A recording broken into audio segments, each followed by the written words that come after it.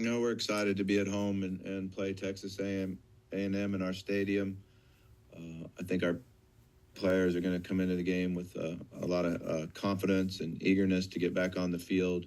Certainly feel like we'll have a great crowd, and it'll be exciting to see how we do. And offensively, we're going to have to score points. There's no question about that, and it's a great challenge for our defense. All right, we'll begin with Travis Brown of KBTX. Hi, Bobby. Just what is your initial memories about your time at Texas A&M and just playing in this game against them?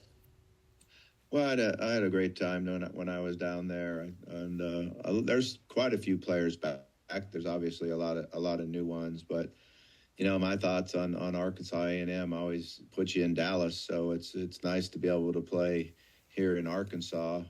Never got to do that. We always played in Dallas. I think it'd be a good thing now to be able to play in Arkansas and at Texas A&M. Yeah, and it just seems like in this series, no matter what the records were, what's going on, it was always close and competitive. What was it about this series that always made the game so competitive? Well, I think one of the things was the fact that you played at a neutral site, and half the crowd was one school, half the crowd was the other. We're hoping this gives us a home field advantage. Certainly, I've watched A&M play 5 of their 6 games at home, and certainly the crowd played into those. So we need our guys to come out and be loud and give our defense an advantage. Thanks. Next will be Jackson Fuller of the Southwest Times. Hey, Bobby. Going to follow up from Monday when we asked you about your thoughts on maybe your first home game here as interim coach and roaming the sidelines, running out of the A. What have you thought since Monday about that? I knew I was forgetting something, and I forgot to think about it. Just been focused on practice, really, and getting our players prepared and ready to go. It's been great on the video study that we've done with the staff, and then the practice schedule with our players. I feel like we'll be ready to go. They have obviously a ton of weapons, but Mario Craver stands out. I mean, what's kind of the key to limiting him? Do you have to really, really focus on him as an individual? Is it just something you can't do that too much because other guys can then get open? How do you go about limiting Craver as the wide receiver?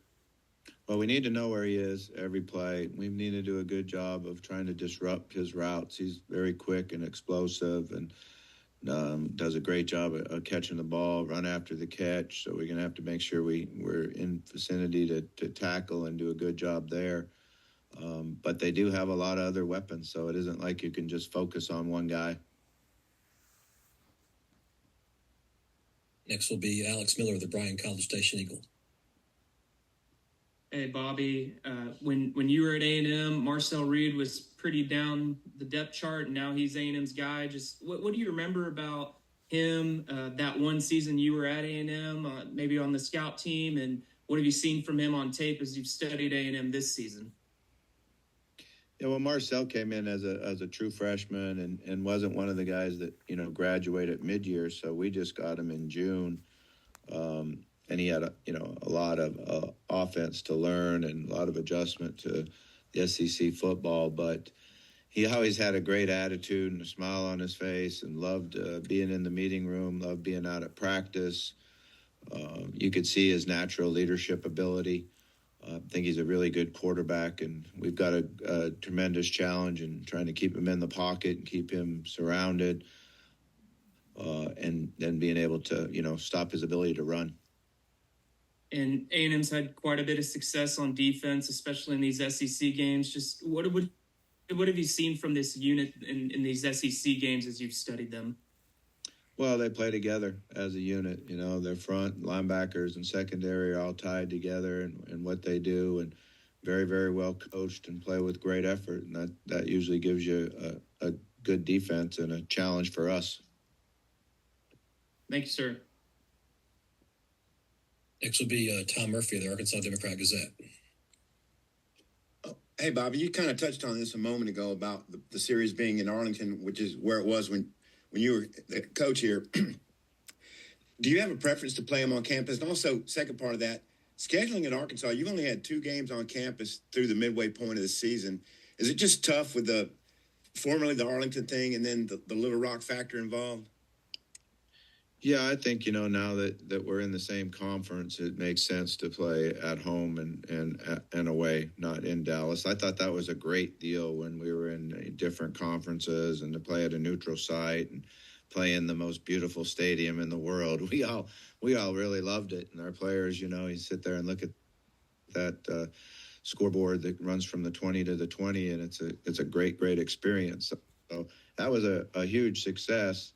But once you're now are in the same conference, it just makes sense for both schools to play home and home. And then on the fumbling, do you ever just chalk some up to the guy made a great hit or a great strip, or are they all avoidable? And how much have the fumbles impacted y'all's results this year? They certainly have impacted our results. When you're in a position to go down and win the game and turn the ball over, that's a huge impact for us. Some of it is carrying the ball properly, being able to chin the ball and lock with the other arm. And certainly a couple of them were just really good plays by the defensive player who, they make good plays too. Next is Trey Biddy of Hog Sports. Hey, Coach, I was wondering what you see with A&M in terms of the pressure that they get. They're one of the best teams in the conference in terms of getting to the quarterback and TFLs and also getting off the field on third down.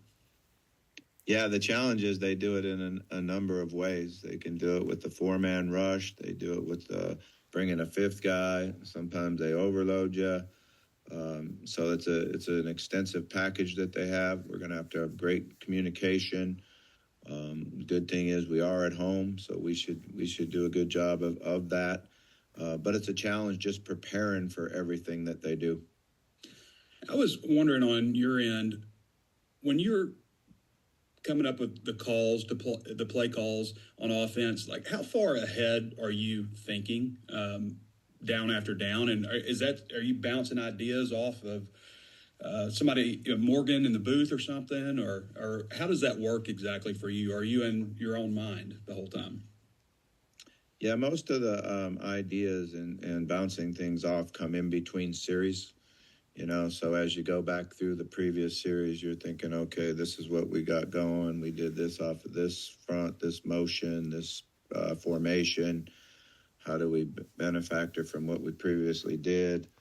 But once you start rolling and you're out there on the field and moving, it just flows. Thanks, Coach. You bet. Coach, will finish you up with Andrew Hutchinson of the Best of Arkansas Sports. Yeah, Coach Elko announced earlier this week that Le'Veon Moss is going to be out with an injury. I'm just curious, how much does that change for y'all preparing on defense for A&M, if at all? Well, I feel bad for him. He was a young man that I was pretty close with, and we had a great relationship, and he's battled that before. So I do feel really bad for him. He was playing really well. He's a great player, extreme talent. But they have a number of backs that carry the ball and run with it, and they do pretty much the same thing with who's ever back there running the football. So we've just got to defend what their tendencies are and how they like to run the ball. And you mentioned, there are several guys on the team that you remember from your time there at A&M. Is there any advantage for that, like having a familiarity with their personnel? I think there's some advantage to knowing them. They've all changed a little bit. They've all gotten bigger and stronger and more experienced. So they're playing really well. They're playing at a high level right now. Coach, thank you. Thank you.